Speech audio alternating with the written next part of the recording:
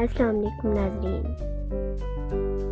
आज आपके साथ एक मज़ाहिया, दिलचस्प और मुख्तसर तहरीर शेयर करूँगी। अगर आपको वीडियो पसंद आए तो लाइक, शेयर और सब्सक्राइब करना मत भूलिएगा। एक वली कामिल पहाड़ों में निकल गए। पीछे देखा, एक पाकिस्तानी आ रहा था।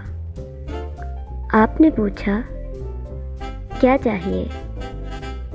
पाकिस्तानी ने कहा, गरीब हूँ, कुछ इनायत फरमाएं। आपने पहाड़ की तरफ उंगली उठाई।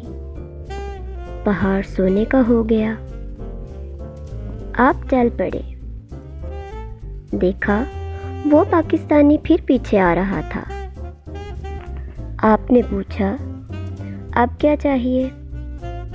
पाकिस्तानी बोला, थोड़ा है। आपने दूसरे पहाड़ की तरफ उंगली उठाई, वो भी सोने का हो गया। और इसी तरह तीसरी और फिर चौथी तरफ उंगली उठाई, चारों तरफ के पहाड़ सोने के हो गए। आप चल पड़े। पीछे देखा, वो पाकिस्तानी फिर पीछे आ रहा था। आपने पूछा, अब क्या चाहिए? उस पाकिस्तानी ने अर्ज किया, बुजुर्गों, ए उंगल। Thanks for watching this video.